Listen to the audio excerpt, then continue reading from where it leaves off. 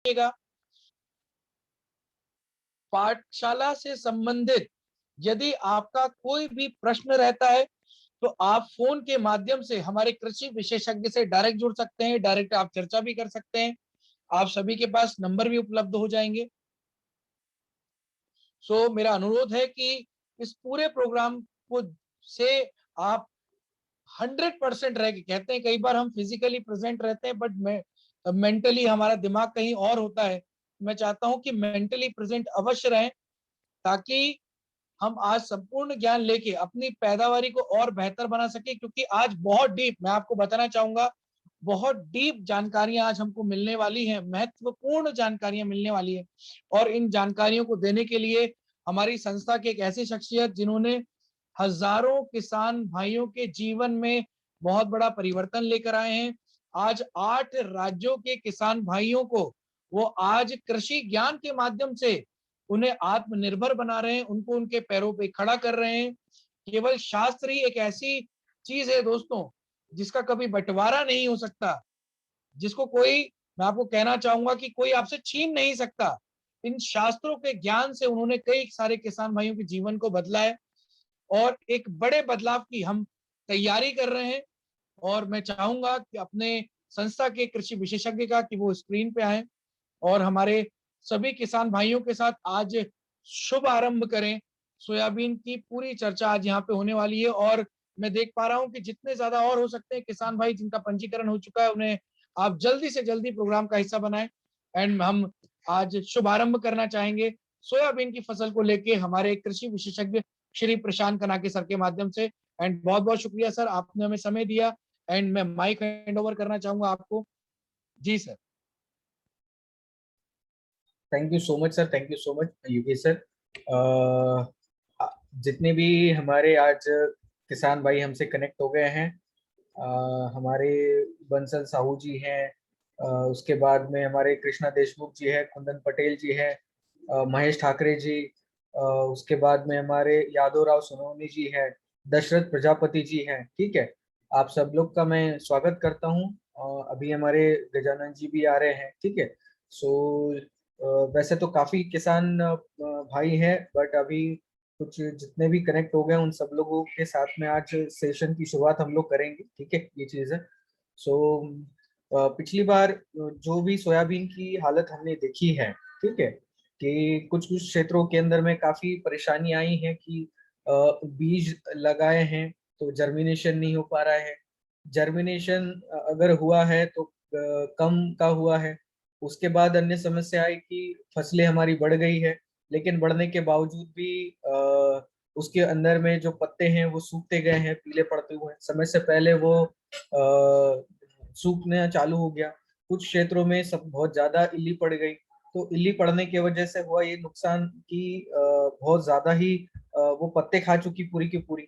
कुछ क्षेत्रों में पत्ते बहुत अच्छे आए, फूल अच्छे आए, लेकिन सारे के सारे फूल झड़ गए पहले शुरुआत में। पहले फूल झड़ने के कारणवश जो दूसरी बार जो फूल आते हैं उसकी जो फली है वो बहुत छोटी लगती है, दाना बहुत छोटा पड़ जाता है। ये चीज है। कुछ क्षेत्रों के अंदर में वायरस ने अटैक कर दिया बीजों के ऊपर में सोयाबीन की। ठीक है, अंदर फली में ही दाना बहुत छोटा रह गया, बारीक रह गया, और बहुत ऐसा कि किसी ने उसको अंदर ही अंदर खा चुके हैं, ऐसा सोयाबीन का दाना हमें मिला। कुछ जगहों पे ऐसा हुआ कि पेड़ बड़े हो गए, पौधे बहुत अच्छे हो गए, हाइट बहुत अच्छी हो गई, फलियां बहुत जबरदस्त लगी, ऐसा है, लेकिन दाने ही नहीं बने उसके अंदर में। कुछ में तो फलियां ही नहीं आ पाई। ठीक है, ऐसे अन्य तरीके की जितनी भी समस्याएं जो हमने देखी है, ठीक है, उन सभी समस्याओं के ऊपर में थोड़ा सा हम समाधान के ऊपर में हम चर्चा करेंगे काफी, क्योंकि सभी क्षेत्रों से मैं आपको, आप सब लोगों को आज के माध्यम से थोड़ा सा मैं गाइड करना चाहूंगा कि सोयाबीन की उपज अगर आपको लेना चाहते हैं और अच्छी अगर उपज लेना चाहते हैं तो उसके लिए क्या करना चाहिए, क्या नहीं करना चाहिए, किन चीजों के ऊपर में सबसे ज्यादा हमें ध्यान रखना चाहिए, उन सभी बातों पे हम चर्चा आज हम करेंगे। और अन्य फसलों के विषय में भी आज थोड़ी सी आज हम चर्चा करेंगे, तो थोड़ा सा बने रहिए आज के हमारे सेशन के साथ। ठीक है, स्वागत करता हूँ आप सब लोगों का। देख लीजिए, सबसे पहले क्या है कि अब जुताई के विषय के अंदर में अगर हम लोग चर्चा करते हैं, ठीक है ना, हम कहते हैं कि गहरी जुताई होना बहुत जरूरी है, या जैसे कोई रोटावेटर या कल्टीवेटर से लेबलिंग करता है, बुआई के लिए मिट्टी तैयार किस तरीके से करनी चाहिए। ठीक है, इन विषय के अंदर में अगर हम चर्चा करते, देखो क्या होता है कि अगर जिस जमीन पे आप सोयाबीन लगाना चाह रहे हैं, तो पहली बात तो ये है कि उस जमीन पे इससे पहले आपने किस टाइप की फसल ली थी, तिलहन वाली ली थी, दलहन वाली ली थी, या अन्य कोई फसल आपने ली थी, है ना। वो उस पे निर्भर करता है कि हमने क्या करना चाहिए। अगर मान के चलते कि कोई दलहन वाली अगर फसल आपने नहीं ली है वहां पे, ठीक है, तो हर 3 साल में सोयाबीन जब लगाते हैं तो आपको खरपतवार कंट्रोल करने के लिए गहरी जुताई करना आवश्यक होता है। ठीक है, 3 साल में सिर्फ एक बार, ज्यादा टाइम नहीं करना होता है, क्योंकि ऊपरी जो 4.5 इंच वाली जो मिट्टी होती है उसी में वो ज्यादा सबसे ज्यादा उर्वरक मिट्टी रहती है, और वही अगर अंदर चली जाएगी तो बहुत ज्यादा ही दिक्कत होगी। ठीक है, और अगर आपने कोई दलहन वाली फसल पिछली बार अगर ली है उसके ऊपर में, ठीक है, तो सिर्फ नॉर्मल रोटावेटर और कल्टीवेटर से भी अगर लेवलिंग अगर आपने कर दी अच्छी तरीके से तब भी चलेगा। लेकिन इसके साथ साथ में अगर आपकी खेत के अंदर में बारिश का पानी जो है वो अगर भर जाता है, ठीक है, बारिश का पानी अगर भर जाता है, तो इसके लिए आप पहले से ही क्या करिए कि वर्षा का जो पानी होता है उसकी जल निकासी की व्यवस्था थोड़ी सी पहले खेत के अंदर में आप करके रखिएगा, कि आप इंतजार ना करें कि बारिश जब ज्यादा हो जाएगी, खेत में जब भर जाएगी, तो उसके बाद में हम उस पानी को खेत से बाहर निकालने का प्रयास करेंगे। तो ऐसा नहीं, शुरुआत से ही आप जल निकासी की, वर्षा जल निकासी की जो व्यवस्था है उसको आप कर लीजिए, या साइड साइड में आप नाली खोद सकते हैं, या एक बड़ा सा गड्ढा करके पूरे खेत का पानी उसमें भर सकते हैं अच्छी तरीके से, ताकि उसी पानी का हम जो है वो आगे सिंचाई के लिए उपयोग कर सके, या अन्य भी कुछ अगर कुछ व्यवस्था अगर होती होगी तो वो भी व्यवस्था आप आपकी अपनी सुविधा के अनुसार आप उसको कर सकते हैं।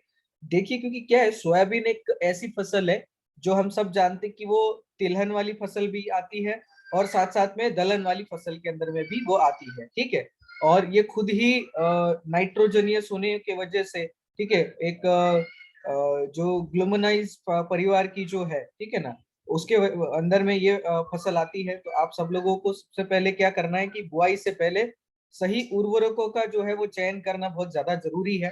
ठीक है, अब क्या करना है कि प्रारंभिक स्तर पर हमें क्या करना है कि जैसे 1 हेक्टेयर के अंदर में 20 किलो नाइट्रोजन, उसके बाद में phosphorus 80 kilo, potassium 40 kilo, plus gypsum इसके अंदर में 200 किलो प्रति हेक्टर के रूप के अंदर में इसका उपयोग करना है। और ये एनपीके की जो बात बता रहा हूँ ये प्रति एकड़ की बात मैं आपको बता रहा हूँ, ठीक है, ये चीज है। लेकिन जिप्सम इसके अंदर में 200 किलो प्रति हेक्टर आपने इसके डालना है बुआई के 20 दिन पहले। ठीक है, ये चीज है। अब प्रारंभिक स्तर पर हम लोग ने यूरिया का प्रयोग नहीं करना है। ठीक है, क्योंकि अगर आपने पहले उस जमीन के अंदर में दलहन वाली फसल लिया होगी, ऑलरेडी उसके अंदर में नाइट्रोजन की मात्रा होती है। उसके बाद सोयाबीन की जो फसल होती है उसको 25 किलो नाइट्रोजन की जरूरत पड़ती है। और सोयाबीन एक ऐसी फसल है जिसकी जड़ों पे नाइट्रोजन फिक्सिंग बैक्टीरिया होता है। ठीक है, और नाइट्रोजन फिक्सिंग बैक्टीरिया ये ग्लैंड्स को बनाता है अच्छी तरीके से, और ऑलरेडी ये हवा से जो है वो नाइट्रोजन को लेने वाले जो बैक्टीरिया होते हैं उसके जड़ों पे वो रहते हैं, कार्य करते हैं। ठीक है, सो प्रारंभिक रूप से अगर यूरिया अगर हम लोग इस्तेमाल करते हैं तो हमारी जो फसल है उस पे ज्यादा नाइट्रोजन का मात्रा हो जाएगी, और इसका नुकसान हमारे पौधों पर यह होता है कि अगर हम प्रारंभिक स्तर पर यूरिया का सबसे ज्यादा अगर प्रयोग हम लोग कर लेते हैं तो कीड़ों की जो संख्या है हमारे खेतों पे जल्दी आ सकती है, और इससे खरपतवार जो है उसकी संख्या भी बहुत ज्यादा मात्रा में बढ़ती है, ग्रोथ भयंकर होती है, खरपतवार भी हमारे कंट्रोल के बाहर हो जाता है। ठीक है, सो प्रारंभिक स्तर पर हमें यूरिया का उपयोग नहीं करना है। ठीक है, तो यूरिया का उपयोग अगर नहीं करना है तो उस पर क्या करें, इस पे शुरुआत में ही एनपीके हमने इस्तेमाल कर लिया, प्रयोग कर लिया, तो हमें ज्यादा इसमें डालने की जरूरत नहीं होती है। ये क्योंकि तिलहन वाली फसल है, इससे तेल निकला जाता है। ठीक है ना, तिलहन वाली टाइप की फसल तेल वर्गीय जो है, इसमें 22 कंटेंट होता है, इसके अंदर में 22% का तेल निकलता है इसमें से। ठीक है ना, 22। तो अगर आप इसका ऑयल का कंटेंट अगर बढ़ाना चाहते हो तो ऑयल का कंटेंट और दाना मोटा करने के लिए जिप्सम का प्रयोग करना बहुत जरूरी होता है, क्योंकि इसमें फास्फोरस और पोटेशियम इसकी मात्रा जो है वो हमें बढ़ानी पड़ती है। ठीक है, या तो इसके साथ में हम सब लोग जो सिंगल सुपर फॉस्फेट है उसका भी उपयोग हम लोग कर सकते हैं। ठीक है, ये चीज है। तो सोयाबीन का जो खेत होता है उसके 1 माह में निरीक्षण करने के बाद अगर आपको आवश्यकता लगती है तो यूरिया का प्रयोग करें, अदरवाइज यूरिया का आप प्रयोग ना करें। ठीक है, ये चीज है, अगर आवश्यकता लगती है तो अगर 1 महीने के बाद में, जैसे 1 महीने के बाद आपने देखा पौधे को उखाड़ के, अगर उसमें जो जड़ की जो ग्लैंड्स होती है, नाइट्रोजनियस जो ग्लैंड्स है, अगर वो बन रही है अच्छी तरीके से और ज्यादा मात्रा के अंदर में, तो यूरिया डालने की कोई आवश्यकता नहीं है। ठीक है, और पौधा बड़ा होने के बाद में यूरिया तो डाले ही ना उसके अंदर में। ठीक है, ये चीज है। बाद में बुआई से पहले जो उर्वरकों का जो चयन हमें करना होता है, सबसे पहले ये जो आपको मैंने एनपीके के बारे में बताया है, सो 20 kilo nitrogen, phosphorus 80 kilo, potassium 40 kilo और जिप्सम 200 केजी प्रति हेक्टर, इस मात्रा के अंदर में हमने उपयोग में करना है। ठीक है, उसके बाद में इसके अलावा अगर हम इन सब तत्वों का उपयोग अगर नहीं करते हैं, तो एनपीके 40 किलो प्रति एकड़ में 20 दिन पहले, और उसमें सिंगल सुपर फॉस्फेट का प्रयोग हम कर सकते हैं अच्छी तरीके से। और इसके साथ में, दोनों के साथ में, बुआई करने से पहले खेतों के अंदर में 200 क्विंटल वैदिक खाद का प्रति हेक्टर आप उपयोग करें, यानी कि गोबर की खाद का उपयोग कर सकते हैं। और गोबर की खाद के अंदर में एक हमारी वैदिक खाद आती है, वो आपके बैतूल क्षेत्र के अंदर में, या आप जिस भी क्षेत्र से, तो आप इसकी बुकिंग कर सकते हैं, आप लोगों को मिल जाएगा। अब मैं आपको ये बता दूं अच्छी तरीके से कि ये वैदिक खाद डालना क्यों जरूरी होता है, क्योंकि हमारी सोयाबीन की जो फसल है, उस सोयाबीन की फसल में उसकी जो जड़ होती है, उस जड़ पे जो नाइट्रोजन फिक्सिंग बैक्टीरिया जो बैठता है, तो उसकी संख्या बढ़ाने के लिए, उसकी मात्रा बढ़ाने के लिए जो बैक्टीरिया की जरूरत पड़ती है, वो गाय के गोबर के अंदर में पाई जाती है। और गाय की गोबर को खाद के रूप के अंदर में डालने के लिए, ताकि हमारी जो पैदावारी है वो और अच्छी तरीके से बढ़ सके, ठीक है, उसके लिए हम लोगों को गोबर की खाद का, यानी कि वैदिक खाद का उपयोग हम लोगों को करना होता है। अगर वैदिक खाद का उपयोग अगर हम करते हैं, तो जड़ों की संख्याएं बढ़ती है, जड़ जमीन तक, गहराई तक जाते हैं। और एक सिद्धांत होता है वाइस वर्सा, जितनी गहराई में जड़ें जाती है, उतनी ही मोटी उसका तना बनता है, पौधे का तना होता है। और जितना मोटा उसका तना बनेगा, उतना ज्यादा खाना स्टोरेज उसके अंदर में होगा, ठीक है, पौधे के अंदर में। और जितना खाना स्टोरेज पौधे में होता है, उतनी ज्यादा फलियां लगती है, उतनी ज्यादा पौधा स्वस्थ रहता है, रोग प्रतिकारक शक्ति उसकी बहुत अच्छी होती है। तो इसके ऊपर में हमें बहुत ज्यादा ध्यान देना पड़ता है। ठीक है, सो अनिवार्य है, अगर होता है तो बिल्कुल आप इसको अरेंजमेंट करके आप डालिए। अब बारी आती है बीज उपचार के लिए, है कि नहीं, कि बीज का अच्छा चयन हमने करना है सबसे पहले। अभी हमारे क्षेत्र के अंदर में बहुत अच्छा बीज जो है, जैसे प्रिया गोल्ड हो गया, या नए के अंदर में डीएस 228 है, या पुराने के अंदर में जेएस 9560 है, जेएस 2034 है, जेएस 2069 है, जेएस 2029 है। ठीक है, सो ऐसे बीज आप ले सकते हैं। छोटा अगर सीड है तो 1 एकड़ भर के अंदर में 30 से 35 केजी अपन ने लेना है। बड़ी मोटी सीड्स अगर है तो 40 से 45 किलो आप बीज का आप चयन कर सकते हैं अच्छी तरीके से। शुरुआत में ही पहले अभी आप उसका आप चयन कर लीजिए, है ना, यानी कि आप जर्मिनेशन कितना होता है आप वो देख सकते हैं। ठीक है, ये चीज है। अगर हम लोग बात करते हैं वेराइटी की, अगर जैसे 9560 की अगर हम लोग बात करते हैं, तो ये जो फसल है, ये 80 से 85 दिनों में तैयार हो जाती है। और इसका जो उत्पादन है वो 25 से 28 क्विंटल प्रति हेक्टर के अंदाज से दिया गया है। और इसकी जो बुआई है वो 17 जून से 25 जून के बीच के अंदर में हम कर सकते हैं। और प्रति एकड़ जो बीज है वो 40 किलो प्रति एकड़ में अपन इसको प्रयोग कर सकते हैं। ठीक है, ये जेएस 9560 की मैं बात बता रहा हूँ। ठीक है, उसके बाद जो जेएस 2069 की अगर उत्पादन की हम लोग बात करते हैं, तो 22 से 26 क्विंटल का प्रति हेक्टर का इसका उत्पादन का मात्रा बताई गई है। और प्रति एकड़ जो 40 किलो इसकी बीज का आप उपयोग करें, ये 85 से 86 दिनों में तैयार होने वाली, 85 टू 86 दिनों के अंदर में ये फसल तैयार हो जाती है। और बुआई का जो समय हो 15 जून से 22 जून के बीच के अंदर में इसको अपन कर सकते हैं अच्छी तरीके से। ठीक है, और उसके बाद में 2069 की अगर बात करते हैं, ठीक है, अभी 2069 की ही अपन ने चर्चा करी। फिर 2034 की अगर हम लोग चर्चा करते हैं, जैस, सो ये भी 85 टू 90 दिनों में फसल तैयार हो जाती है। प्रति हेक्टर इसका उत्पादन 24 से 35 क्विंटल प्रति हेक्टर का उत्पादन का एवरेज बताया गया है।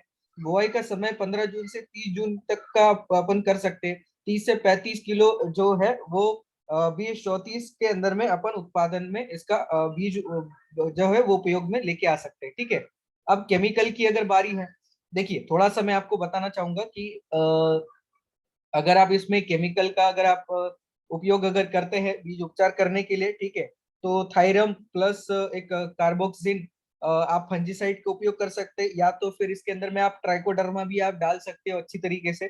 ठीक है, साथ साथ में राइजोबियम का प्रयोग आप जरूर करें।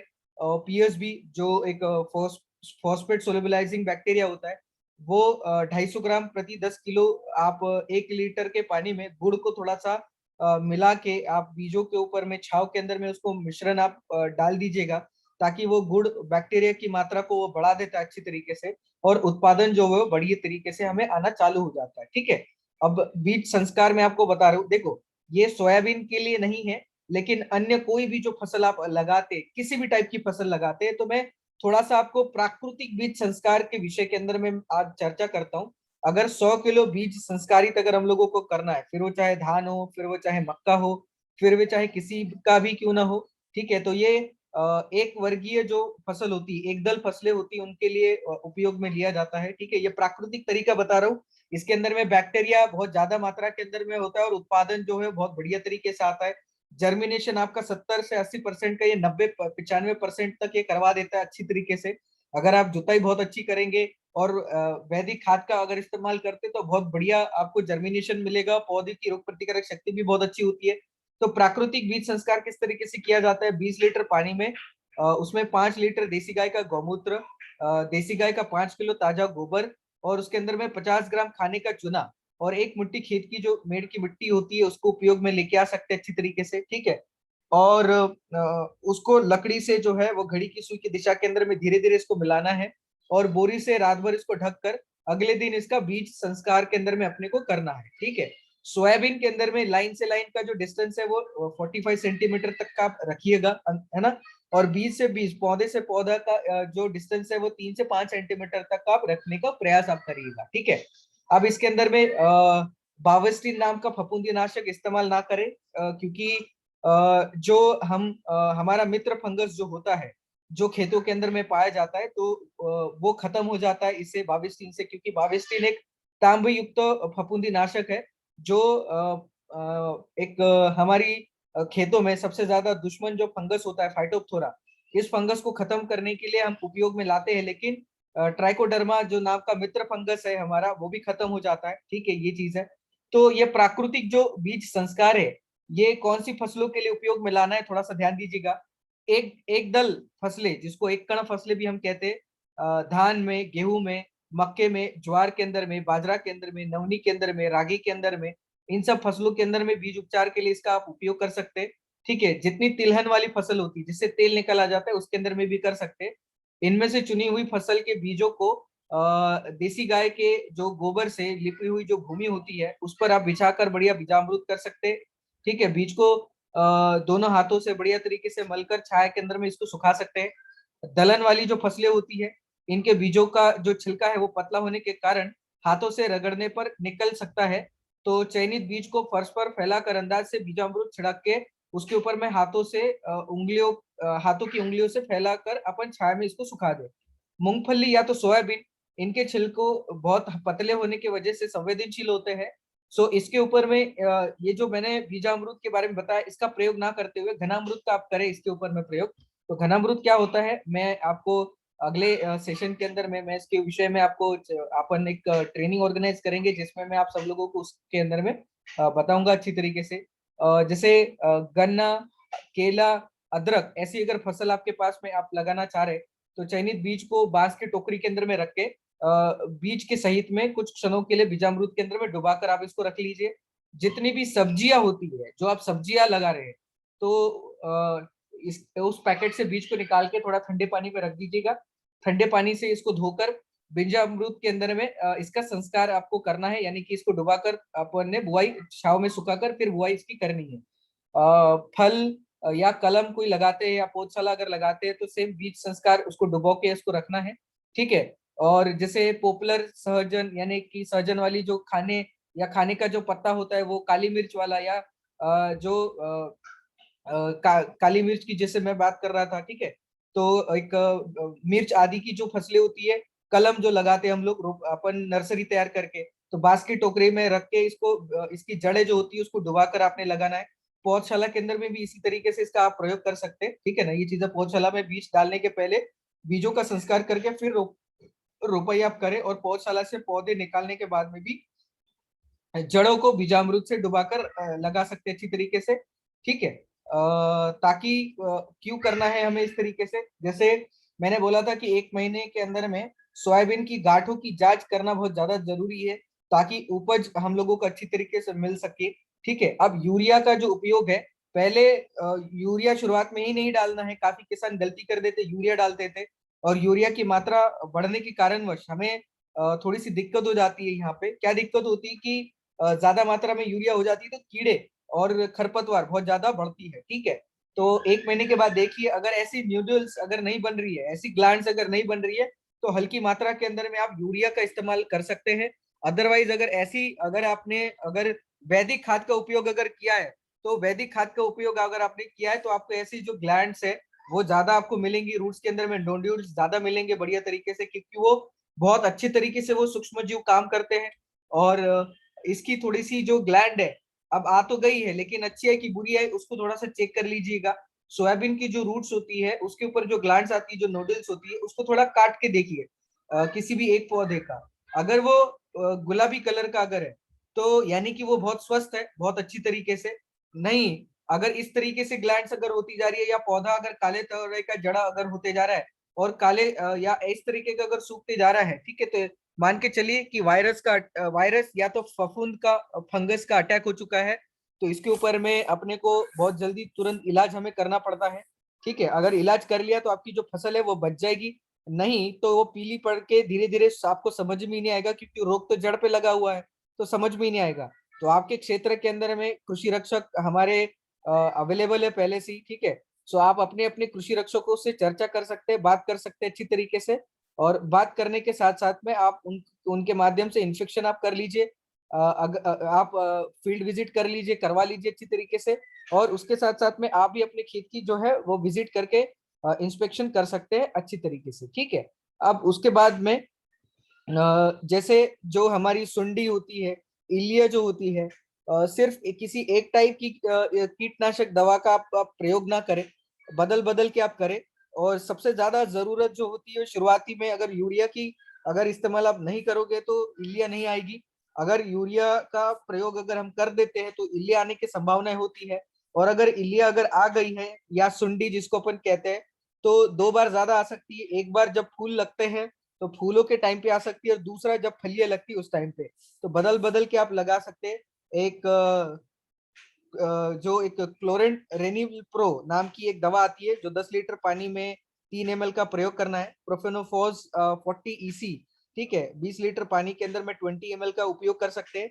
और इसके अंदर में एक दवा डालने के लिए मैं आप लोगों को दूंगा, हम सब लोगों के पास में वो कृषि रक्षकों के पास में अभी अवेलेबल होने वाली है, जो आपको 5 से 10 ml उसमें डोज डाल के करवाना है, ताकि इन्फेक्शन भी नहीं होगा, और हमारे पौधे स्वस्थ रहेंगे, और इल्ली जो है वो हमारे खेतों से खत्म हो जाएगी। एक इमामेक्टिन बेंजीन नाम का भी एक आता है, जो इस्तेमाल हम कर सकते हैं। और सबसे ज्यादा भयंकर उत्पाद मचाने वाली जो मिर्चियों के पौधों में, फसलों पे, हमारे सब्जी वालों के अंदर, सब्जी बाजी के अंदर में, और अन्य फसलों पे भी जो आती है, वो व्हाइट फ्लाइज है। तो उसके लिए नीम का अर्क आप इस्तेमाल कर सकते हैं, नीम का अर्क। और नीम के अर्क में भी वो आप लिक्विड आप डाल सकते हो, ठीक है। वो जिंक आयोनाइज लिक्विड है, उसको बहुत सस्ता आता है वो, और उसका अगर प्रयोग करोगे तो लिक्विड बहुत बढ़िया तरीके से काम करेगा। और इस तरीके से इल्लियाँ आती है, पत्ते अगर खाना चालू कर देते हैं, तो पत्तों को खत्म कर दिया तो भैया प्रकाश संश्लेषण की प्रक्रिया नहीं होगी, और खाना पौधे बना नहीं पाएंगे, और खाना नहीं बनेंगे तो फलियां नहीं लगेगी पौधों के अंदर में, ठीक है। और साथ साथ में इस तरीके का जो वायरस होता है, आप बगल में देख सकते हो फोटो में किस तरीके की व्हाइट फ्लाइज दिखती है। व्हाइट फ्लाइज को आप देख लो, क्योंकि व्हाइट फ्लाइज का आप अगर देखोगे तो आपको पता चल जाएगा, इस तरीके की व्हाइट फ्लाइज दिखती है, ठीक है ना। इस तरीके के उसके ऊपर में अंडे पत्ते के निचले हिस्से के अंदर में आप देख सकते हो, तो आपको पता चल जाएगा कि व्हाइट फ्लाइज क्या होती है और किस तरीके से वो दिखती है, ठीक है। ये देख लो, इस तरीके की व्हाइट फ्लाइज दिखती है, और पत्ते के पिछले हिस्से के अंदर में ठीक है ना। ये इसके अंडे काले कलर के, व्हाइट कलर के होते हैं, जो इन्फेक्शन फैलाती है और ये वायरस ट्रांसफर करती है। येलो मोज़ेक वायरस उसको कहा जाता है। तो येलो मोज़ेक वायरस ये ट्रांसफर करती है और पत्ते बिल्कुल इस तरीके के टेढ़े हो जाते हैं और सूखने लगते हैं पीले पड़ने के बाद में। ठीक है, ये चीज है। अब ये एक और है, रूट बोरिंग इंसेक्ट है, जो बहुत भयंकर है। ऊपरी सतहों पे आप देख सकते हो कि शुरुआती जब वो बारीक होती है, छोटी होती है, तो वो इस तरीके से अंदर डैमेज करती है। बाद में जब वो बड़ी होती जाती है ना, तो इस तरीके से एक पौधे को पूरा खत्म कर देती है। तो ये पौधा येलो हो जाता है और ये पता नहीं चलता। ये रूट बोरिंग इंसेक्ट होता है, ये जड़ से ही खत्म करते हुए आता है। ठीक है। सो इसके ऊपर में थोड़ा सा आपने ध्यान देना है। अगर हम लोगों को पौधा इस तरीके का अगर हम लोगों को दिखता है, तो पत्ते पत्ते जो होते हैं, वो जड़ आपको ऊपर से जो है वो बिल्कुल, मतलब उसका जो तना है वो आपको हरा हरा दिखेगा। लेकिन आपको अगर इसको पहचानना अगर है कि हमारे यहाँ पे आई कि नहीं है, तो तना जो होता है जड़ से जो कनेक्टेड होता है, वो सूखना सबसे पहले चालू होता है। ठीक है ना। तो आप उसके ऊपर में थोड़ा सा अपने खेतों में जब भी जाते हैं तो घूमते हुए देखना आपको बहुत ज्यादा जरूरी है। ठीक है। और ये ज्यादातर जड़ इल्ली जो है वो पौधा हमारा जब बड़ा हो जाता है, ठीक है, 50 दिन का होने लगता है और फ्लावरिंग वगैरह आने लगती है, तो उस टाइम पे लगना इसका चालू हो जाता है। ठीक है, ये चीज है। और इसके लिए बीजों का उपचार करना बहुत जरूरी है, बीज संस्कार करना बहुत जरूरी है। बीज उपचार अगर आप अच्छे से करेंगे तो इसकी जो संभावना है वो हमारी कम हो जाती है। ठीक है, ये चीज है। हाँ, दूसरा, जो पौधों के लिए, हमारी सोयाबीन के लिए नाइट्रोजन के साथ साथ एनपीके के साथ साथ जिन तत्वों की हमें जरूरत पड़ती है, जो है magnesium, copper, ferrous, manganese, calcium, उसके बाद में क्लोराइड, मोलिब्डेनम, निकेल, जिंक और सल्फर, ये तत्वों की जरूरत पड़ती है। तो एक सिंगल डोज है इसका, एक सिंगल स्प्रे भी अगर हम कर देते हैं तो हमें फली और दाना इसके अंदर में कभी नुकसान नहीं हम लोगों को मिलता है। तो इसका कैसे डोज करना है, जब पौधा हमारा 1 महीने का हो जाएगा तो मैं आप लोगों को एक सेशन अपन कर देंगे और आपको कृषि रक्षक जो है वो बता देंगे अच्छी तरीके से आपके अपने अपने क्षेत्रों के अंदर में। बढ़िया, ठीक है, ये चीज है। अब इसके बाद में जो अन्य बीमारियां जो पौधे के ऊपर में आती है, ये इतनी 15 टाइप की बीमारियां होती है। सो इसको आपके जो कृषि रक्षक है अपने अपने क्षेत्र में जैसी आप उनसे चर्चा करके फील्ड विजिट आप करवा सकते हो, अपनी फसलों की जो हालत है वो दिखा सकते हो। अब इसके लिए तो समय है, क्योंकि अभी पहले तो बुआई करना है, पौधे जब बड़े हो जाएंगे तो धीरे धीरे करके लेकिन ये आप लोगों को, आपके लिए मैं आपको बता रहा हूँ कि जैसे चारकोल रोड, कोमल फफूंदी, उसके बाद फ्रूजी लिप स्पॉट हो गया, ग्रीन स्टेम विकार हो गया, आयरन की कमी वाले कुछ क्लोरोसिस जैसे बीमारी, पत्ते पीले पड़ के गिर जाते हैं, सूख जाते हैं। ठीक है ना, ये चीज है। थोड़ा सा मैं आप लोगों को वो एक शीट जो है वो दिखाना चाहूंगा कि किस तरीके से पौधे हमारे खराब हो सकते हैं।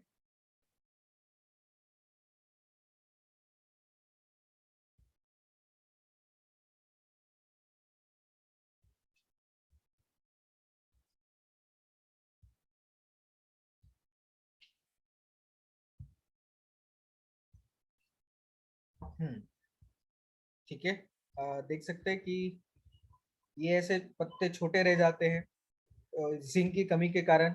पोटेशियम की कमी अगर हो जाती है तो इस तरीके का सोयाबीन का पत्ता दिखता है। ठीक है, साथ ही साथ में मैग्नीशियम की कमी होती है तो सोयाबीन का पत्ता इस तरीके का हो जाता है। और आयरन की अगर कमी होती है तो ऐसा पीला पड़ना चालू हो जाता है। और ये सेम चीज आपको नाइट्रोजन की कमी से भी आपको मिलेगा। ठीक है, ये चीज है। सो इसीलिए सर्वेक्षण करना बहुत जरूरी है, फसलों का निरीक्षण करना बहुत ज्यादा जरूरी है। अगर फसलों का निरीक्षण अगर करेंगे तो हमें रेगुलर बेसिस पे जो है वो फसलों की जो इंफॉर्मेशन है वो पता चलती रहेगी अच्छी तरीके से। ठीक है, बाकी आप सब लोग, आशा करता हूँ कि शुरुआत का जो पोर्शन है वो समझ में आया होगा। ये स्लाइड भी मैं आप लोगों को भेज दूंगा आप चाहो तो। ठीक है, ये चीज है। और आप पहले बीजों का उपचारित करना बहुत ज्यादा जरूरी है। ठीक है, और हमारी संस्था से कनेक्ट होने के लिए बहुत बहुत शुक्रिया सबसे पहले तो। और जहाँ जहाँ पे आपको मदद की जरूरत पड़ती है, जैसे जैसे कोई हमारे पास कुछ न्यूज आती है, सो आप बिल्कुल डायरेक्टली कॉल करके आप सब्जियों के विषय में भी और अन्य कोई फसल अगर आप लगा रहे तो उस फसल के विषय के अंदर में भी हम लोग आपको पढ़ाएंगे। बस आप लोग बताइए जी कि सर आप इस फसल के बारे में बताइए, फसलों के आप नाम भेज दीजिए, तो उस फसलों के विषय में हम डिटेल में अपन सीखना चालू कर देंगे अच्छी तरीके से, क्योंकि अगर प्रशिक्षित हो जाएंगे तो हमारा विकास होना जो है वो तय है। ठीक है, ये चीज है। तो आज के सेशन में कनेक्ट होने के लिए बहुत बहुत शुक्रिया। और मेरी कहीं पे मदद अगर आपको लगती है तो आप बिल्कुल मेरे से कनेक्ट होकर आप बातचीत कर सकते हैं। सो कोई क्वेरीज डाउट्स अगर है तो आप मुझे पूछ सकते हैं। आप मेरा नंबर रखते हैं, डायरेक्ट कॉल करके आप मुझे इस सब चीजों के बारे में आप जानकारी आप ले सकते हैं। ठीक है, सो सुबह से मेरी 10 बजे के बाद से मेरी मोबाइल की जो लाइन्स है वो ऑन रहेगी, तो आप कभी भी मुझे दिन भर में 10 बजे के बाद आप मुझे कॉल कर सकते हैं। सो इन्हीं शब्दों के साथ अंत में कहना चाहूंगा कि संस्था से कनेक्ट होने के लिए बहुत बहुत धन्यवाद, और अपने बाकी किसान भाइयों को भी आप कनेक्ट करें। आशा करता हूँ कि कुछ एक नई कुछ चीज और कुछ महत्वपूर्ण जानकारी आज सीखने को मिली होगी। सो अपना ख्याल रखिए, स्वस्थ रहिए, और इस बार की जो है वो फसल अपन मिलके बहुत अच्छी करेंगे। धन्यवाद, थैंक यू सो मच।